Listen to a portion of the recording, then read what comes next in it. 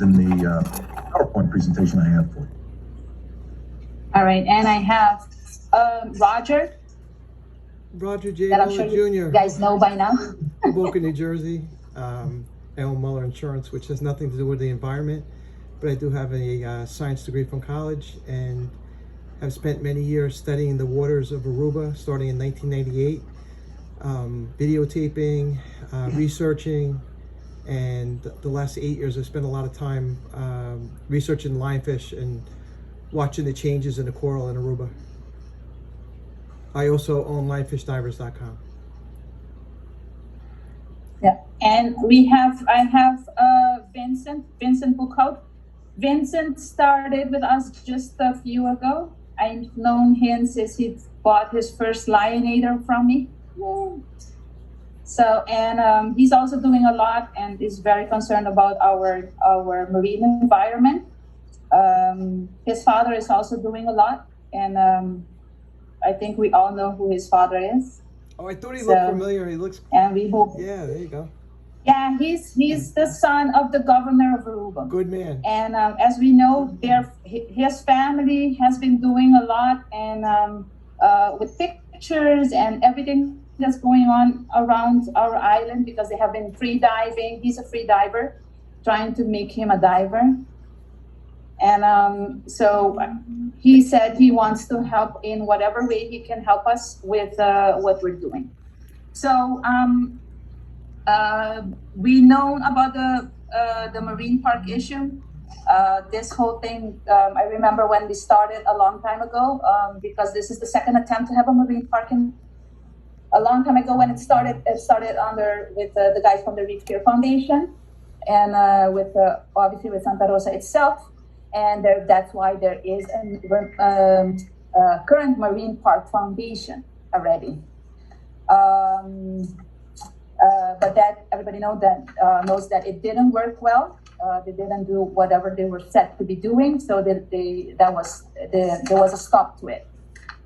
So in the second time around, to start with the Marine Park again, I remember by that time I was a member of the Aruba Lionfish Initiative Foundation. I'm one of the co-founders, and we went through the whole procedures, what they were doing, what they were expecting us to do, and then it came to a halt again. So now we're pretty, and I am for sure, and I know everybody else, we're pretty excited that we are talking about it again, because we really truly need a marine park on the island. Because as we know, we have lots of areas that need work. As divers, we see that all the time, and we see how it goes well, and where it goes well, and where it's not going well, and where it's going crazy. Because the first thing that we have to have on island is, and this is a research that I did a long time ago, there is no ocean floor mapping of Aruba. It doesn't exist. I went everywhere in Aruba, all the departments of the government, I went everywhere that they send me. There is nothing on paper that says this is where it is, and the longitude, latitude, whatever you find here, this is what's there. There's nothing. The only one that has been done mostly that they worked on was the one in our port, where all the ships comes in. So I think it is very important, if we want to come up with a marine park, that we can set where is it, why is it there, and the measurements of it. And it is very important, because then we saw already how they did it in Bonaire, and we don't have to reinvent the wheel. We can use it as a guideline, because not all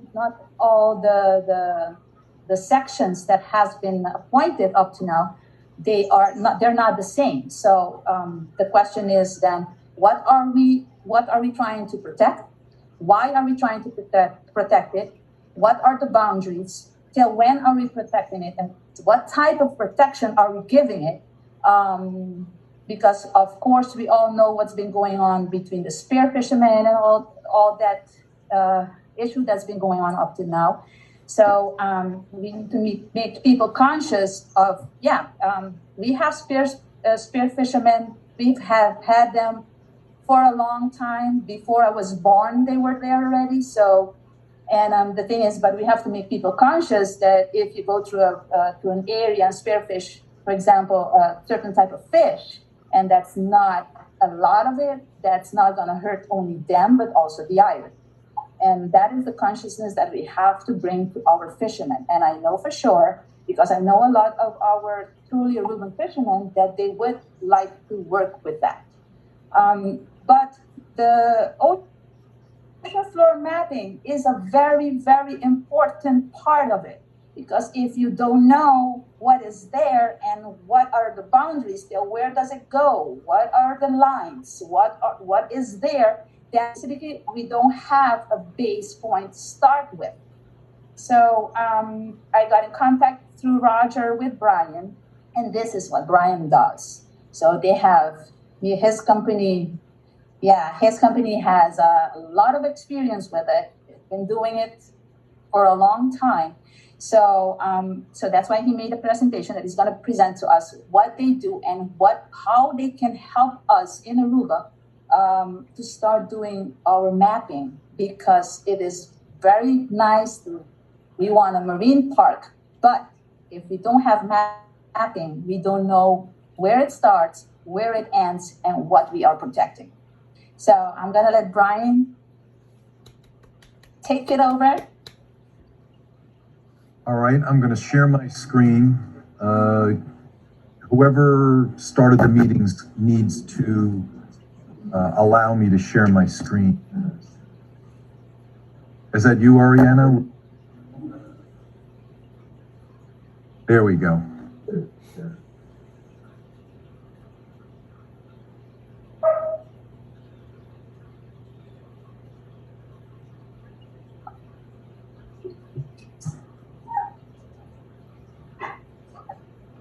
Okay, so can everybody see my screen fully? Yes.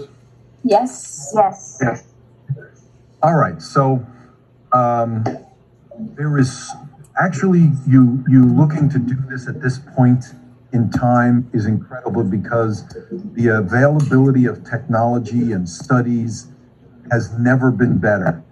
Going through, and this presentation tells you a little bit about what we can do and how it applies to the needs of Aruba, and gives you the information you need to make the best choice for the environment to create marine parks.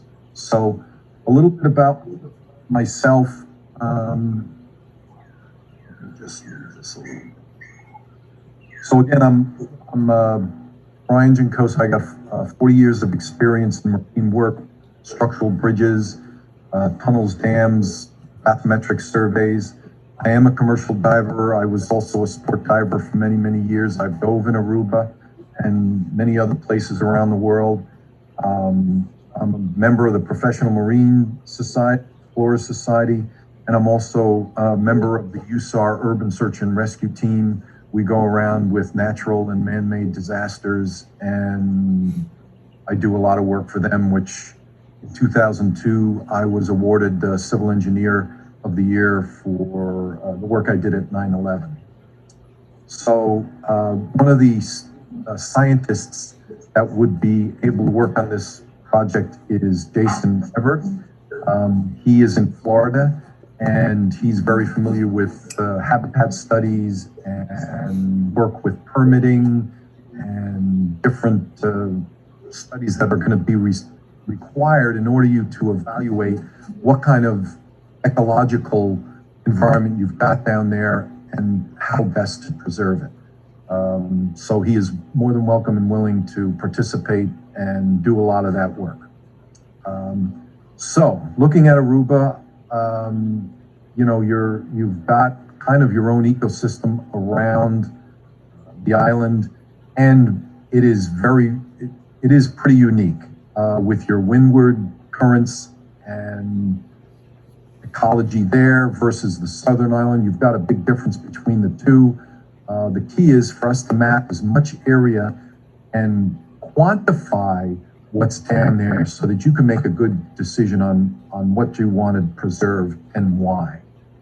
So what we do here, we do marine surveys. We do every kind of mapping that you can single beam, dual beam, sector scanning, 3D imaging, and remote operated vehicles and diving.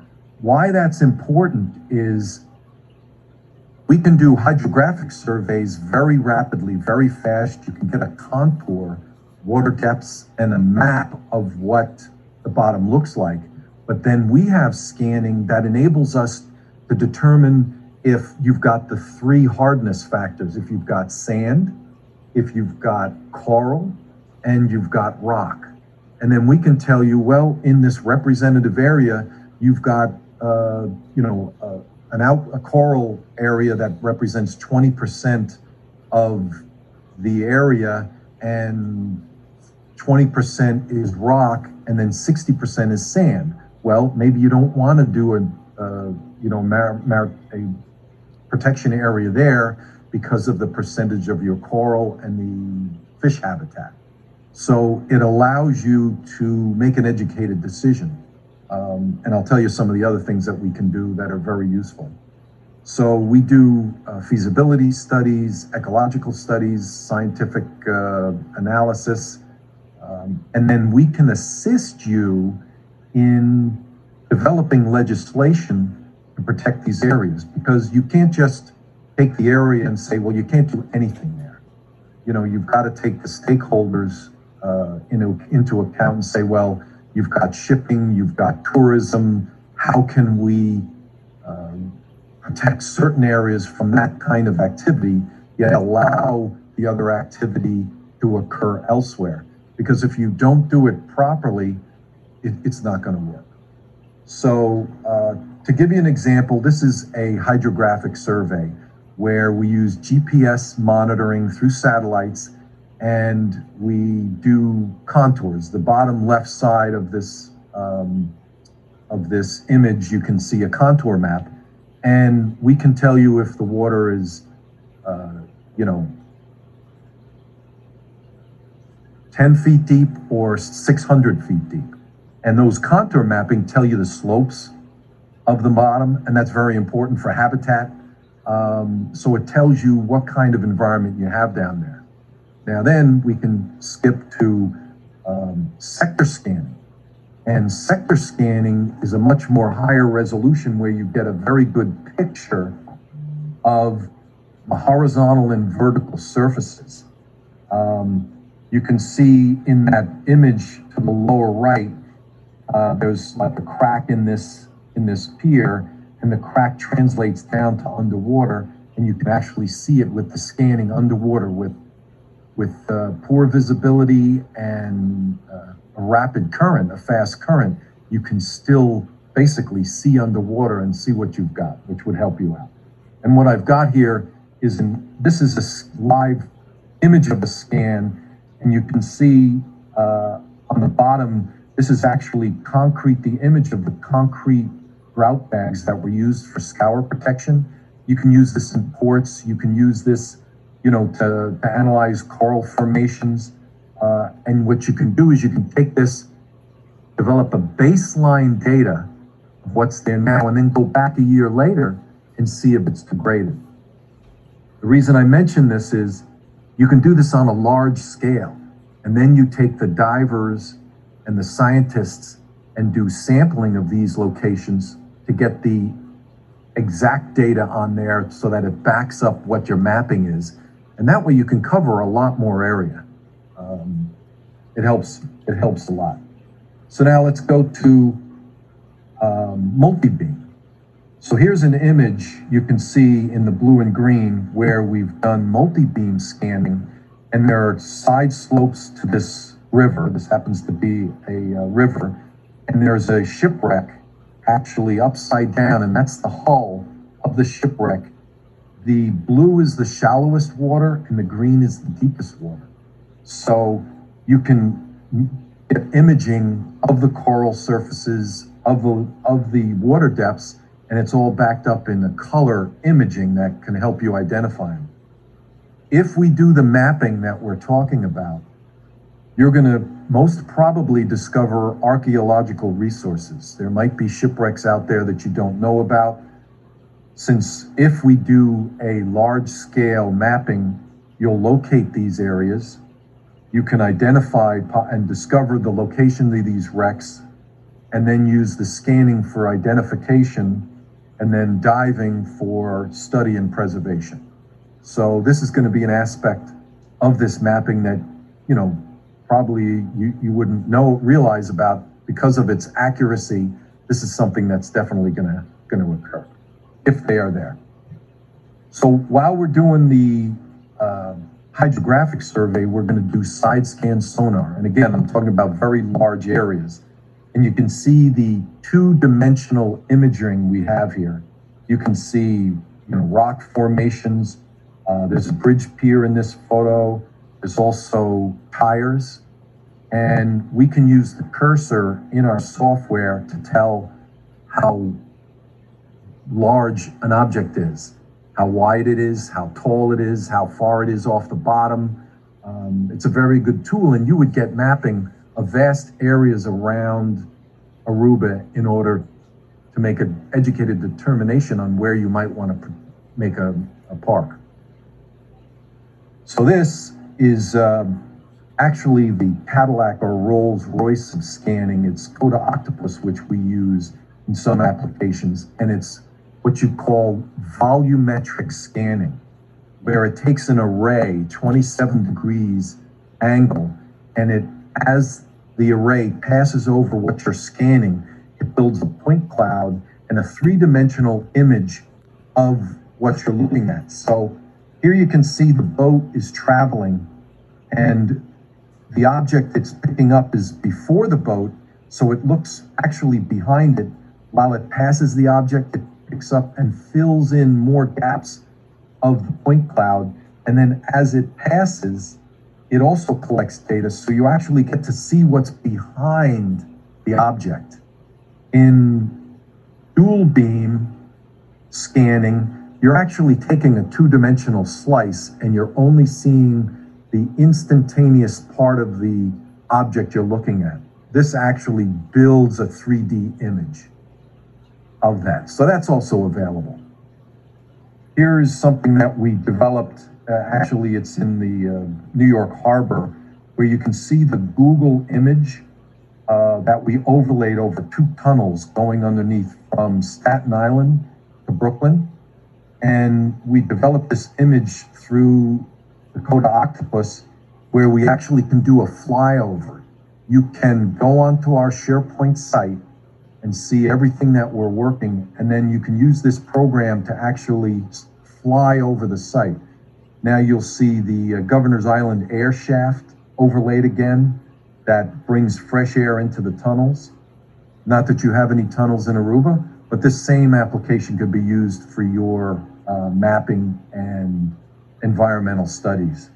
You can also amplify the vertical scale to get more features that you might want to be interested in looking at, and from different angles.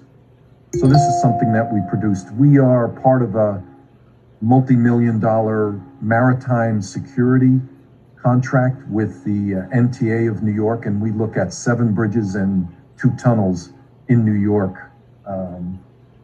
And we have to identify objects within 6-inch size, located on a bridge or on the bottom. So it's quite detailed. So let's look at geophysical properties.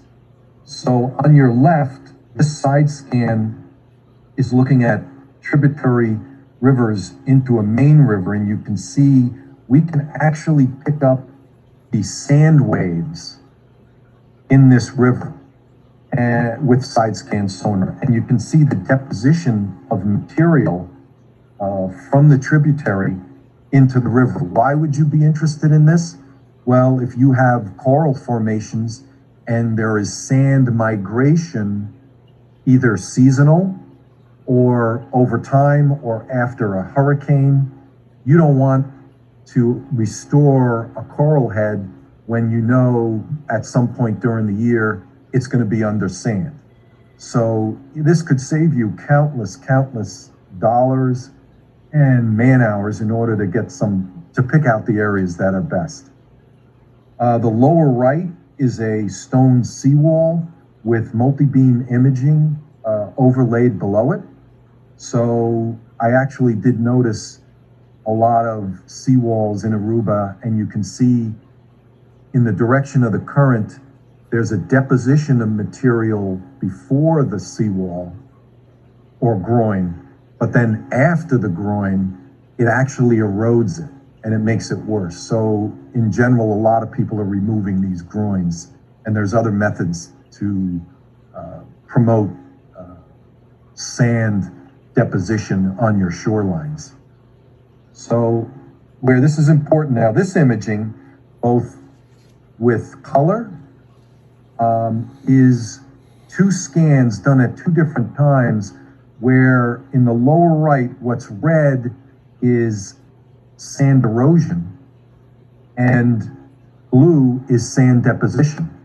So if we take an area that we're looking at for coral, sand, rock, and then come back a year later, and we can tell the difference between coral and rock and sand, we can tell you if coral, you've had a loss in coral or a gain in coral by the difference in these elevation readings. So it actually looks at the hardness of the material.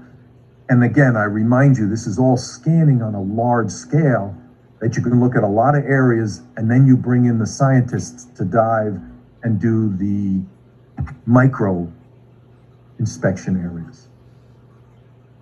Here's another example of groins and sand migration.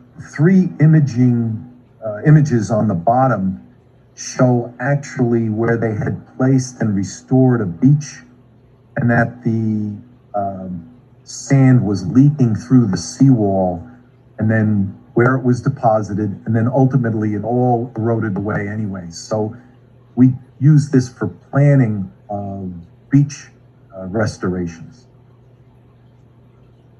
I'll breeze through this. You know, most of you know about ROVs. This is our ROV, which happens to be right behind me, that we placed, that has multi-beam scanning and video, 2 video heads, where we can go down in, you know, deeper environments, or, you know, that's not subject to diving tables, and get actual video and scanning of the environment to make it a lot quicker. That's one method. So we also, that might be interested in other divisions of the government, is we do utility location underwater. We did one in Boston, Mass, 5,000 linear feet of power cable, where we isolated a wire in a utility, either a pipe or a power cable, and we have a signal transmitter. And then the diver goes underwater and locates it within inches, so that if you want to do dredging or you want to do pier restoration, your equipment, both the dredge head or a spud barge, don't puncture your power cable or utility pipe and cause a massive, costly time and environmental issue. Very useful. GIS-based scientific inventory. So we use GIS where a diver can be underwater, locate fish, locate some type of invertebrate, or any kind of feature, including types of coral, and it's uploaded into a GIS locating system so that you can go on a map and know exactly where it is. You couldn't do this 20 years ago, and very few people could even do it 10 years ago. But this is the kind of technology that you have capable for you now. So just to let you know, we've done all sorts of studying, you know, in port terminals. In Florida, we have done some environmental studies of of grasses. That's much more Jason Everett's department than mine, but I will let you know that we do have that capability in our company. Again, here's more information on GIS mapping and the different studies with habitat, classifications, fish studies, mitigation determinations. And we do a lot of federal government work where we would actually take all this information that we generate for you and not just leave you a nice, wonderful, complicated report that you can't really use. We could assist you in developing regulation that makes best use of this information. So, what kind of things do you want to develop in a marine park? Okay, you want to determine the underwater environment. You want to coordinate with stakeholders. You're going to have to, attend public meetings. You're going to have to determine human behaviors and how that's going to affect your protected area. QA and QC products, peer reviews, update the body of knowledge for decision making, draft plans for the reserve. That's what you're going to need in order to do these protections. So what I did was I created a two-phase approach that I would recommend that you do. And this is going to produce a marine resource survey because you want to create a marine protection area. A marine reserve is part of that area, but that doesn't mean that the entire area is totally protected. You might allow certain types of activities to occur in that area. So the first thing we would do is review any and all existing data, reports, maps, studies, surveys, and I propose, and of course this is flexible, that we select 2 3-square-kilometer areas that we do hydrographic and side scan sonars mapping so that you know exactly what you've got. And then we take within those 2 areas 3 70-meter high-resolution micro ecology areas that we study both with multi-beam and scientific analysis with divers.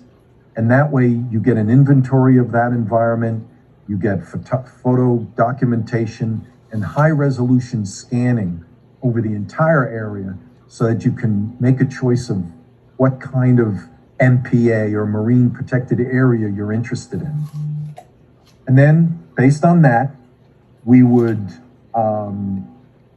also, I recommend we deploy an acoustical Doppler current device where we'll collect salinity, current, turbidity, acidity, and temperature. You need to collect the data both real time and seasonably on what your ocean is doing there so that how that affects the fish and the coral. So in that phase 1, I'd like to deploy and get some baseline data on what kind of currents and what kind of information and what's going on with the ocean there so that we can use that in our development of a plan. And then we would give you a report that gives all the information that we've collected and then make recommendations on any tweaks for a major study or phase 2 and make recommendations on possible regulation. And so now let's go to phase 2. This would be the full or large scale survey. And that would take the results of the phase 1 survey and blow it up to a majority of the area around the island. We would take side scan, and then I suggest possibly 10 areas that we would do high resolution scanning and diving, scientific diving, so that we can get a much better picture of what's going on around the island, and then use that data to create your MPAs. We would also deploy at least 2 ADCPs to collect data over the long term, even maybe when the field work is completed on the phase 2, we keep those units running to get seasonal changes in what's going on in your environment. The detailed report would give you all the data that we contained and maps, and it would form a baseline so that when you go back after a major hurricane or go back at certain times.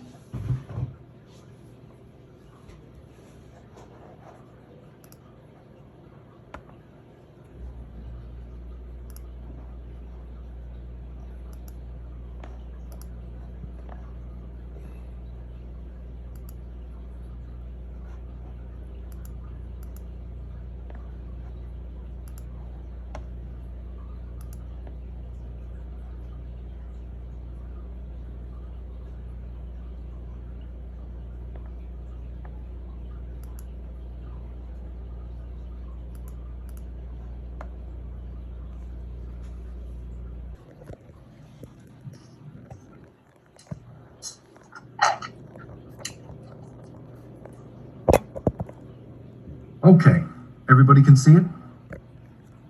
Yes. Yeah. So this is wrapping up the proposed phase 2, which is on a majority of the underwater environment around the island. I don't have a quantity, but it would depend on how far you want to go and how many areas you want to map.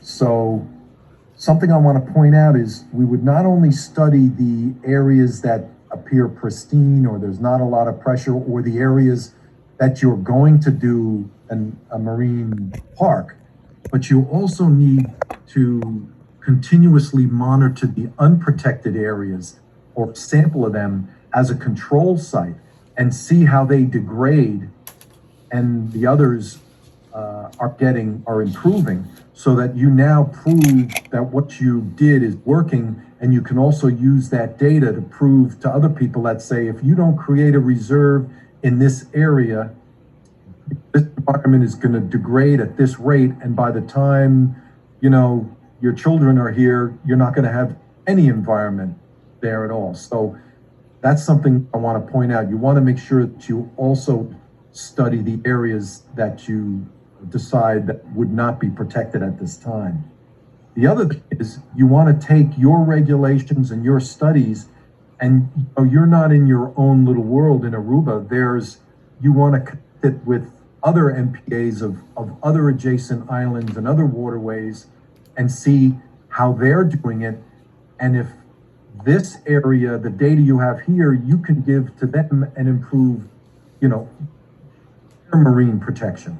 And you have to determine how the waters, the international waters of Aruba interact with the waters of Curacao and Bonaire. You've got migratory Animals.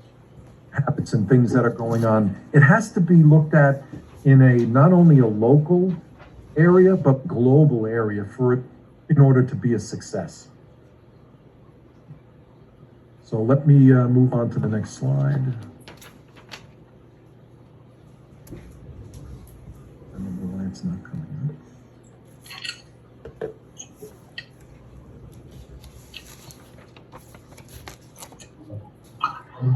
One second.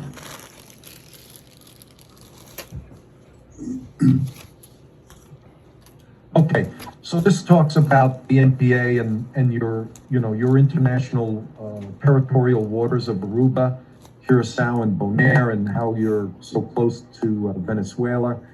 But what you hear can also affect the other waters, or what the other stakeholders do can affect your waters. So we have to look at that in a global sense. Just a quick thing about JMT, we are number 52 in the top 500 design firms in the United States. We're 100% employee owned, so we are what's called an ESOP, so we all have a vested interest in the company.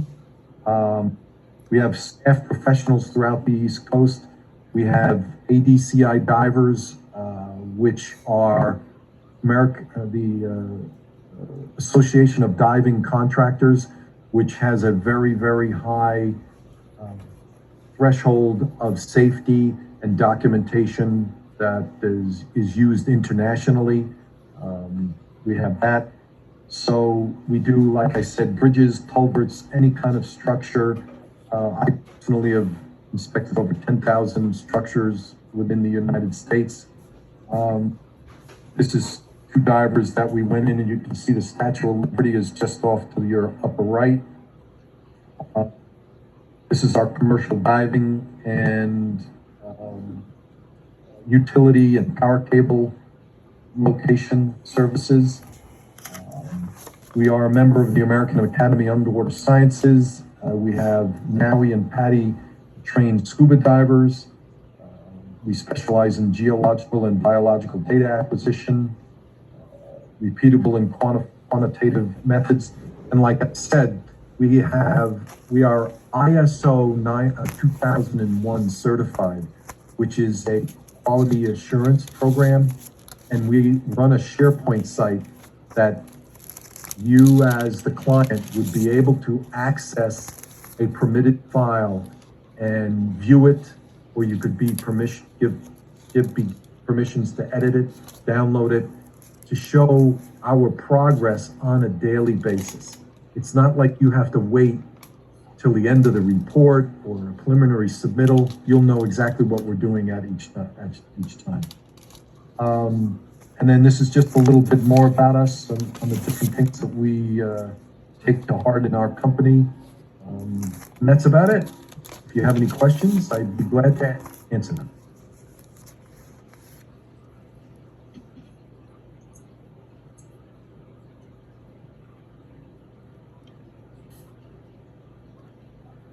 Hey, Brian, want to wish you a happy birthday, and the presentation was great.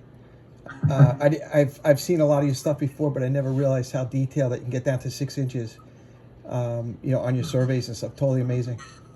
Totally amazing.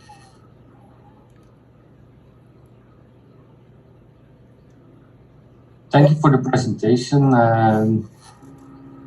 Also, I've seen quite of these techniques and survey methods before, and we have used them already for the island, and indeed for spatial mapping. It's not that popular on the island, but at least we have the south side covered with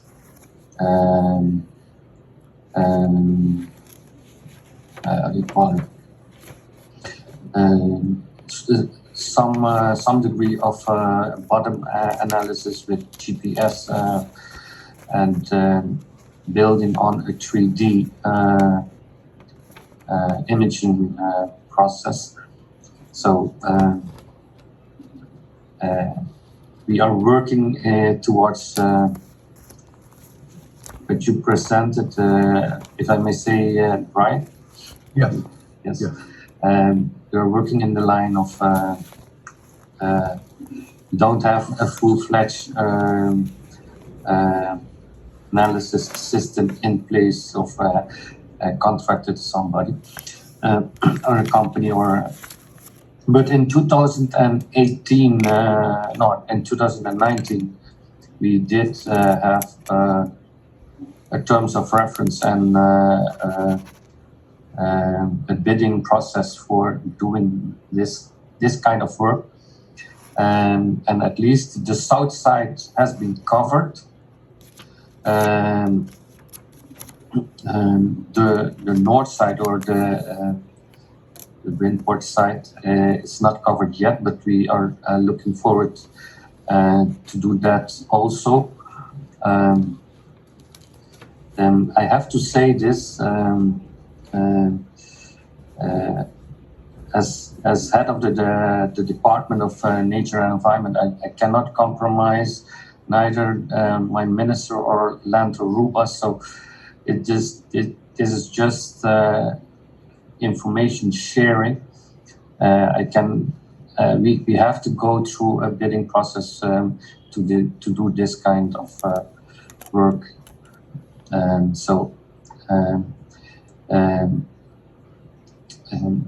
What I'm saying, it's not totally new for me, and I don't think also for Oriana.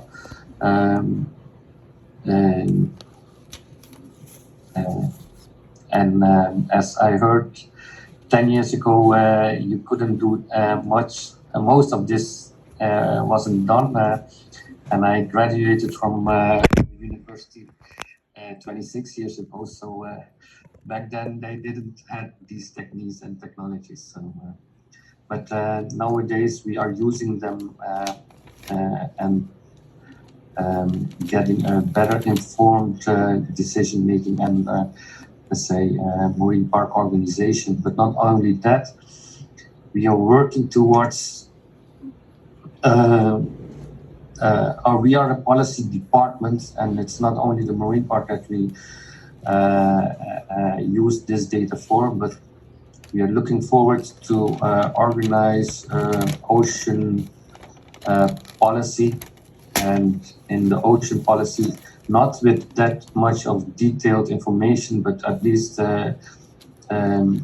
marine spatial mapping. It is needed to organize the different functions, uses, and waterways used. Yeah, that's great to hear that you've actually begun and gotten a lot of that data. I hope based on the results or the mapping, you're able to make the distinction. It's important to make the distinction between, you know, hard and soft surfaces. So not only have the contour maps, but if you can tell the percentage of coral and live coral versus, you know, the calcification process becomes more dense, and then you can make that distinction between live and dead coral. That'll allow you to get a better assessment of what kind of conditions you have there over a large area. So that's crucial to get that done. Yeah. And not only have shallow areas, but also do it in deep water areas, because there's a lot that goes on there. It's not, you know, not just in the shallow, visible, diveable waters that you've got to take a look at. It's like you have read our report, because we did only the shallow waters. Yes. We did it step by step. It was of this step-by-step approach, like you presented phase 1, phase 2. We had also a step approach, the shallow waters first, and we're specifically interested in the coral reef areas, and different factors which are working on the coral reefs, not only for the degradation, but also the accompanied biomass that supports a healthy coral reef. I did not know you were doing that, so I guess having an independent eye on the situation, we agree. Yeah. I would say, we will use different of these techniques and to further get more data, also getting a monitoring system in place, we will use local let's say divers and providers and so on.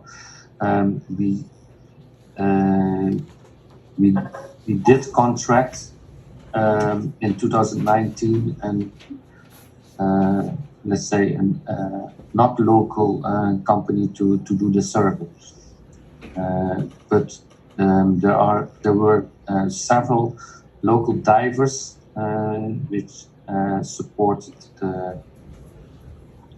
the team to gather the information. Well, we'd love to, if you put together an RFP or request for proposal and a bidding package, we'd be glad to put in on that. Yeah, in due time we will publish it, at least for the the northern side will be first in place.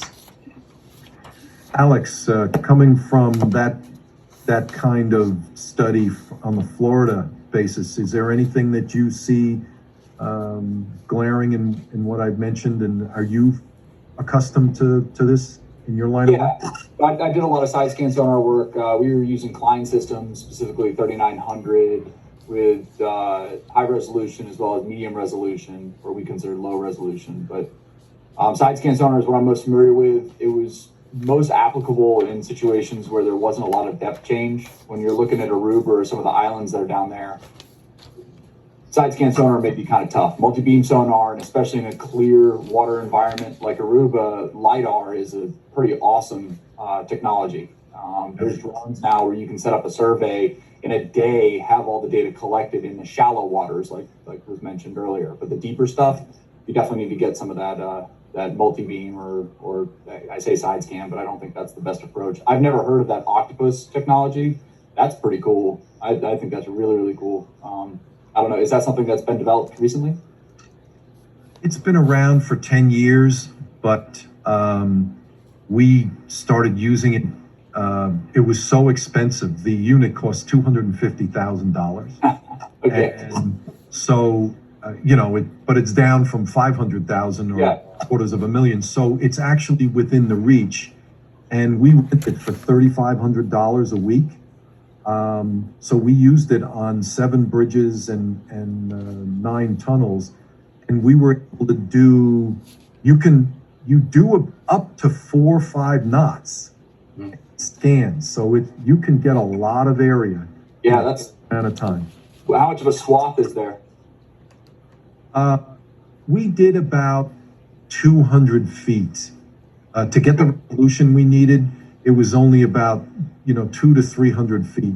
That's still great though. That's a heck of a lot more than multi-beam. It looks like the resolution is much higher than multi-beam. That technology existed, so that's great. The data files are about 5 to 10 times what multi-beam is. Yeah, you need a supercomputer just to process it. Yes, we actually use a gaming Alienware gaming computer to view it, because you need a video card that's beyond belief. So yeah, that's very cool.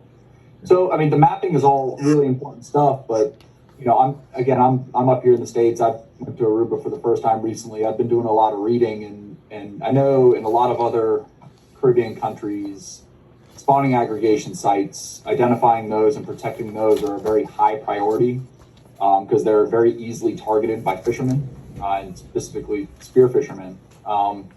I'm not familiar of what sort of spawning aggregation sites you may have, or if there's been any actions to protect those areas at all.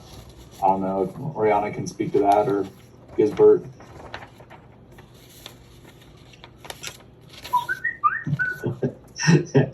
No, indeed, it is a high risk right now. At least since June last year, certain activities are promoted, and it's not in favor of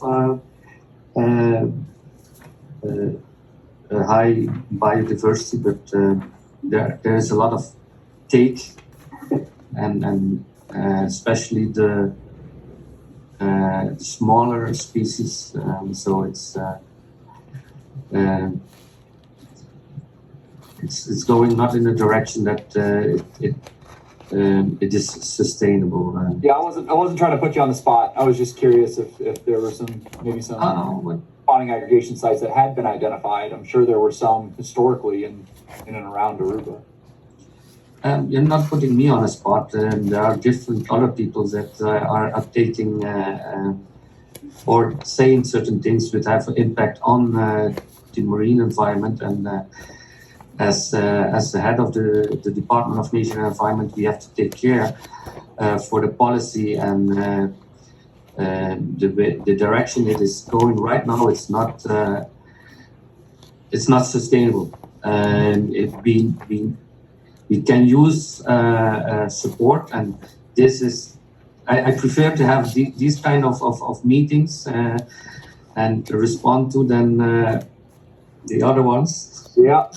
I'm much more comfortable with this meeting. So this is the way forward. Oriana, yes? Sorry, I think Abigail, you have some echo in your microphone. You just said something with echo. No? No. Muter. Would you like a copy of this, Ariana and Gisbert? Would you like a copy of this presentation? You can, take it back to you people in your office and kind of digest it on a better basis than just right over the Zoom. Yeah, the thing is, I worked with commercial fishermen in California a couple of years ago.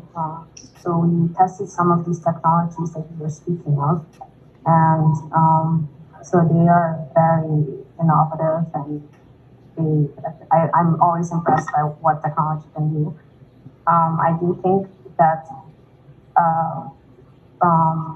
your presentation, Brian, I think it would, its reach currently could go like beyond the nearshore areas, and perhaps we can review this type of technology for the future, because we will move away from nearshore areas soon enough.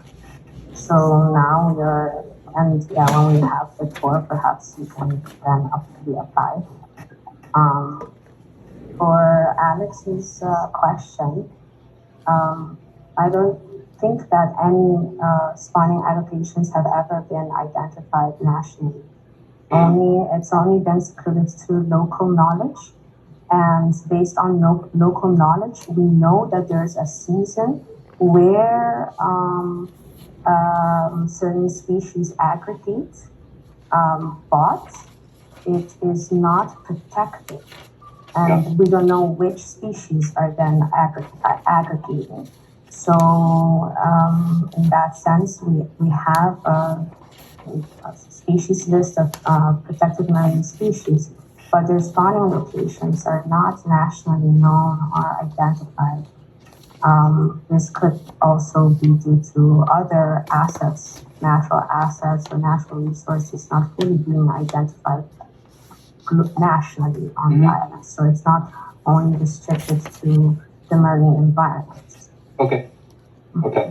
Yeah, I would just think that, a spawning aggregation, if a site can be identified, even, just as it's theoretical based on local knowledge, I think that's some pretty low-hanging fruit to be able to protect the species.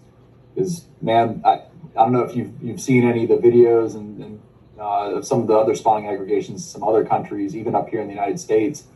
Those fish are very, very stacked up when it's spawning time, and they are very easy to harvest. You can take care of an entire population in no time if it's unregulated or unprotected. And I know other countries, and even up here in the United States, we have seasonal closures in very vast areas based on when these species are spawning or these species of concern are spawning. I believe that Aruba faces other challenges that other countries may not face. Yeah, I figured that. We understand each other. So I had a question. Can everybody hear me?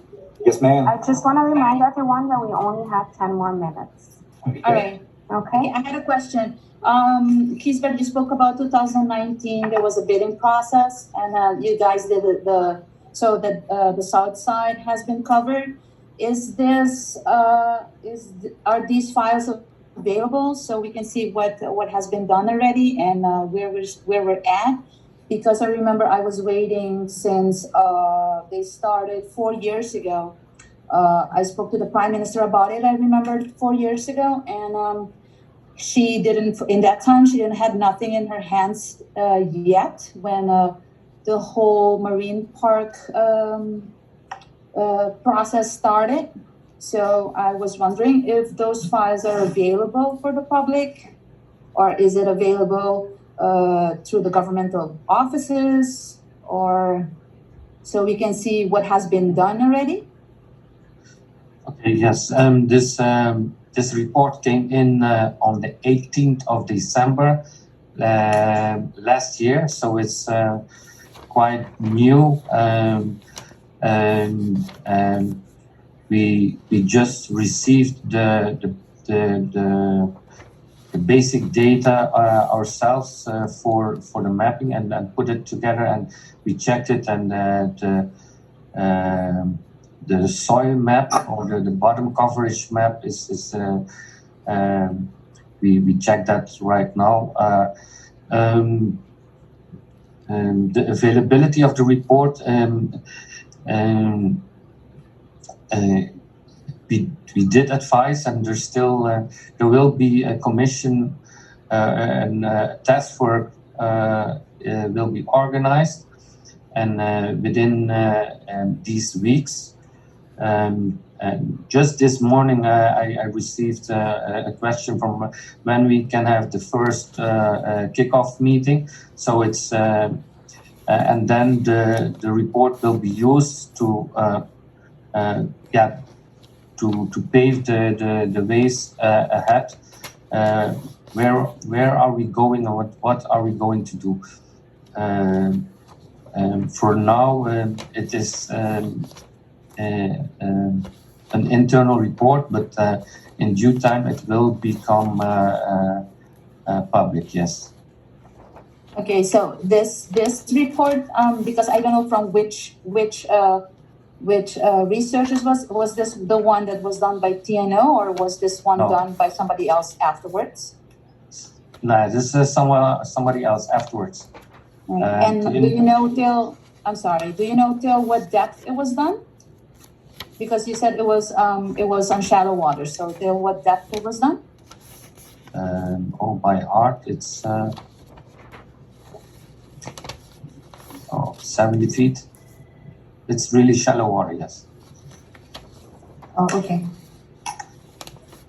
Thank you. So then we will await.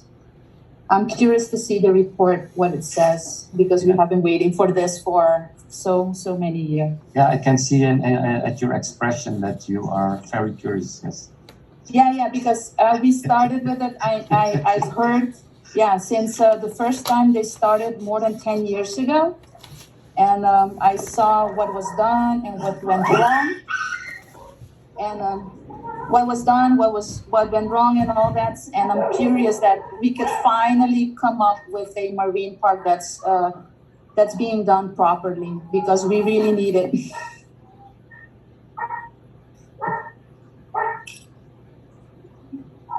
I cannot agree more. I know.